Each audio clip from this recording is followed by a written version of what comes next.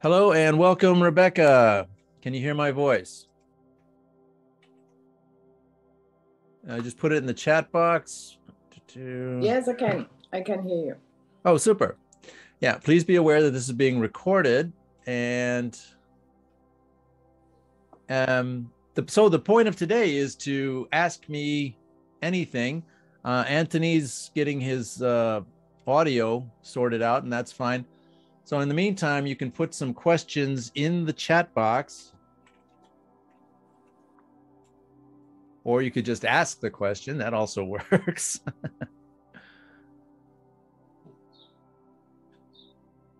It sounds like there's some beautiful birds in the background. Is that where you're at, Rebecca? Oh, yes. It's right Nice. here. Yeah, so I just sent the question to the chat. oh, thank you very much. Okay, so recently, like this week, we've gotten posted a meditation on the lower dantian, getting that moving and breathing Jing into the lower dantian, and then getting the lower dantian to start moving.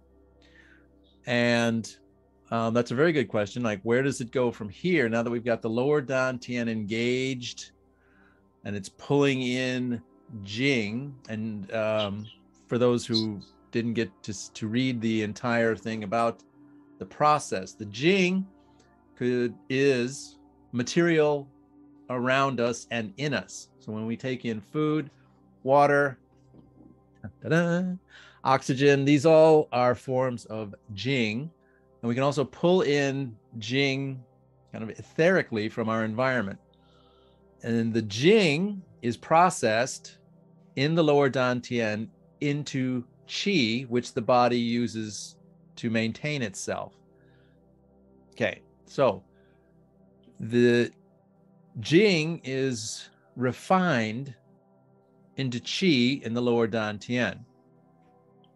The lower dantian is connected to the middle dantian and the upper dantian through the central channel.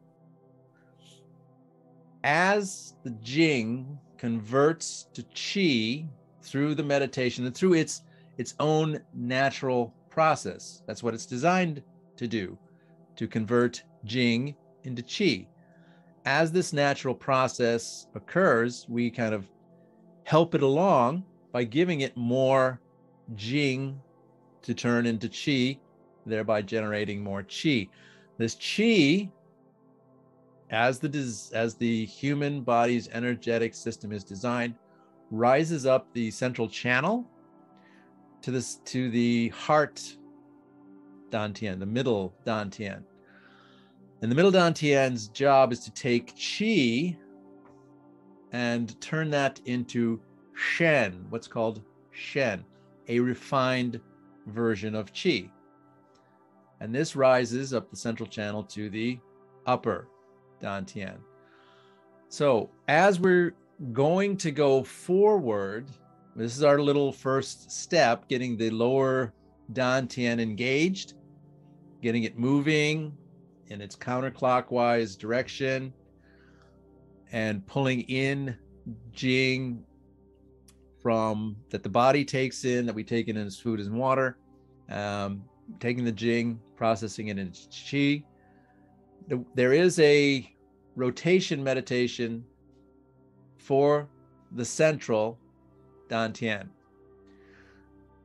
The process of the qi rising up is a natural process. We really don't need to hurry that along. At the same time, another benefit of pulling our awareness into the lower dantian, the Taoists held that as the residence of consciousness. When you're one with nature and when you're one with all living things, then your consciousness isn't residing between your ears, it's residing in your lower dantian. The American Indians believe that the center of the seat of consciousness was in the heart, the middle dantian. Unfortunately, nowadays, we're running around with our consciousness sitting between our ears in the upper dantian, burning Shen on things like what's going on with my social media feed and other mind activities. This burns Shen, which depletes Qi and causes stress and other modern problems due to having our consciousness seated in our upper dantian. When you're sitting in the meditation and you're pulling Jing in, your consciousness is down in the lower dantian. And as you pull it in and you're slowly rotating the lower dantian, this is getting you accustomed to where the seat of consciousness is, where it resides, when you're more connected with nature, which many humans in modern society, especially the urban setting, they would benefit from a stronger connection with nature. That's what we're cultivating here, is a stronger connection with nature and a reseating of consciousness down into the lower dantian. In the weeks and months to come, as we develop this lower dantian, I'm thinking the next step, the next natural step for us is going to be a no mind or a silence meditation where we're allowing and observing. We observe and allow the lower dantian to pull in the extra Jing, converting it to Qi, then to just, with no mind, with no agenda, to just watch what happens to that within the body as a meditation. And that, I think, is going to be our where we go with this next. And I think it'll be a real eye-opener for people to get back in touch with their bodies, from the point of an observer, from the point of the, as they say in German, Beobachter, the one who just observes without judgment. I think that would be our next step, is the no mind. And I think it'll be a very interesting meditation and a very interesting insight for everyone in the Trust and Transform world.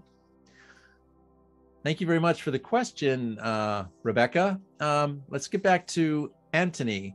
Anthony, can you type a question into the chat box?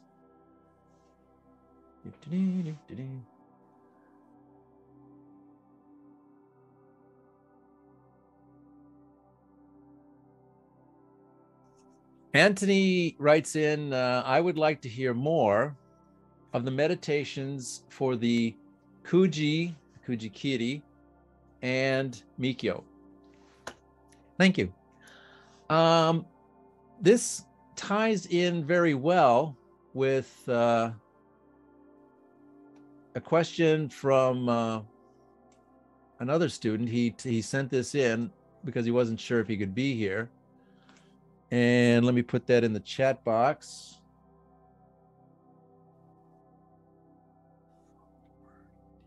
Okay. Now, more about the meditations for the Kujikiri, the sacred cuts, and the Mikyo. The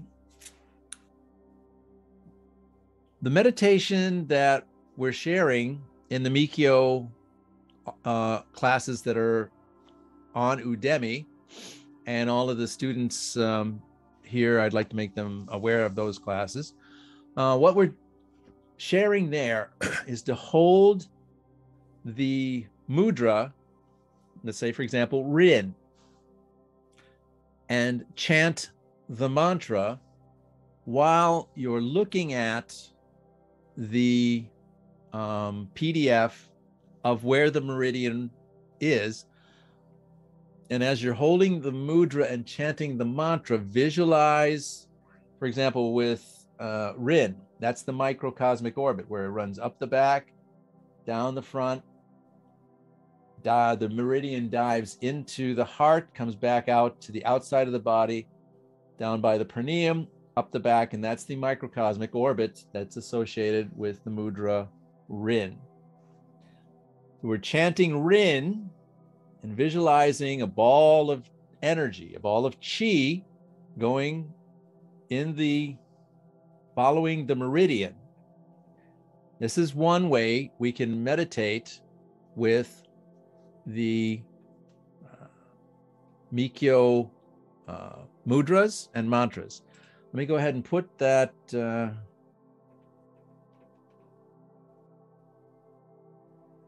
screen. So I'll go ahead and post that I'll post the PDF with the meridians and the mudras. Now, that's one way. So one way we can use the mudras and mantras is to hold the mudra while we chant the mantra and have on our tablet or in the PDF form the meridian in front of you, and then just run that through your body in your mind's eye as you're holding the mudra and chanting. Another way I like to use the meridians is when you're in standing tree posture. We just put out yesterday how to get into the standing tree posture, the first posture in I Ching that we introduced. It's a very ancient system, but it's the first one that I shared here. It's very simple, and I can post the link to it in the chat box. You're standing there in tree posture. Our first goal with standing in tree posture is to clear the mind. As an advanced tree posture holding exercise, once you've become accustomed and know in your body what it feels like to have the energy moving through the microcosmic orbit, for example, you could be holding the tree posture, nice, slow, easy, deep breathing, connected with your body, and then start running the energy, moving that little ball of chi up the back of the Rin meridian and down the front, and just in this silent space of tree posture, run the meridian, run a ball of energy around the meridians, and use the silence, the inner silence of the tree posture, to get a deeper, it's a little more advanced than just holding the mudras and mantras and visualizing it. This is a little more, this is like the next step up. And I like to do this when I'm doing my morning tree posture. Just run the meridians and see how that's feeling. Well, one of the first things you'll notice is if anywhere it's a little slow, or it's feeling a little stuck, then you just slow the ball of energy down through that part of the meridian and let it do its job of just clearing and resolving and moving energy out. We as human beings store our emotions and a lot of our thoughts and our patterns in various places in the body. One of the places that a lot of things get stuck is about thoracic 8 vertebra, right behind the heart center. And the Rin meridian and Pyo and To, no, and Rin and Pyo run right past that spot. So running these meridians will help resolve the hidden and subconscious patterns that we all pick up as we're going from 0 to our present age. Now, running the meridians like this will help break up stored patterns that get in the way of our happiness and our spiritual evolution. Now, could you go through Sha?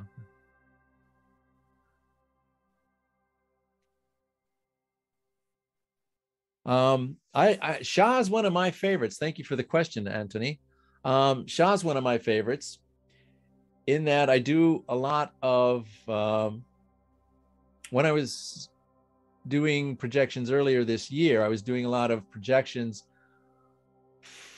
from my heart out into the future, and I would hold the Sha meditation for that, or the Sha mudra for that meditation.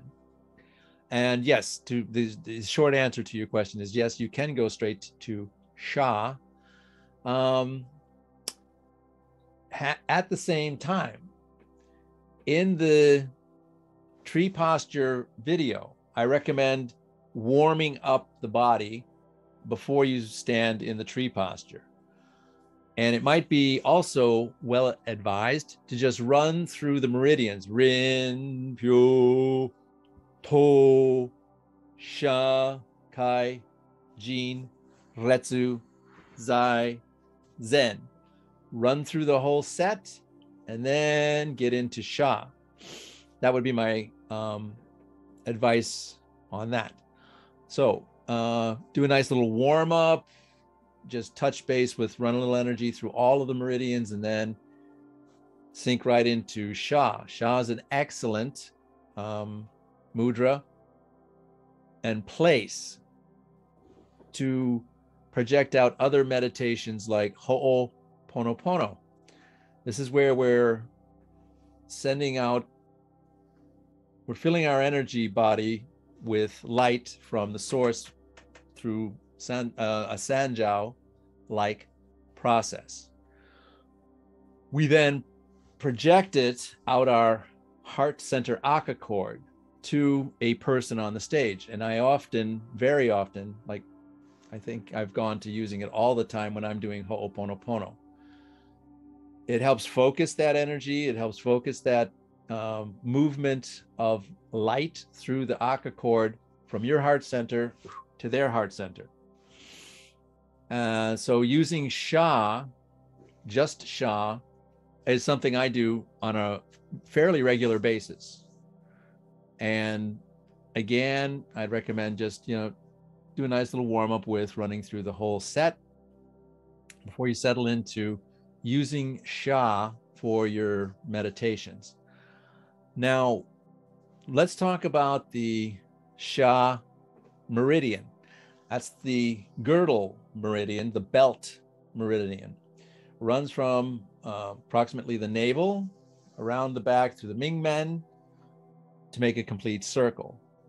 Now, this will effectively connect all of the meridians that are running through it, which are all of them, all of the Mikyo meridians anyway. So the Sha meridian is very important because it's that connector. It's kind of like bringing everybody together to get them on the same page. And when we're operating out of our heart center,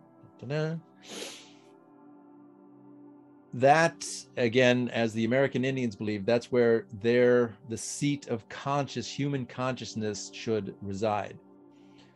And I think that pretty well sums up as it wasn't a short answer, but an answer as to using Sha. Okay. Let's see.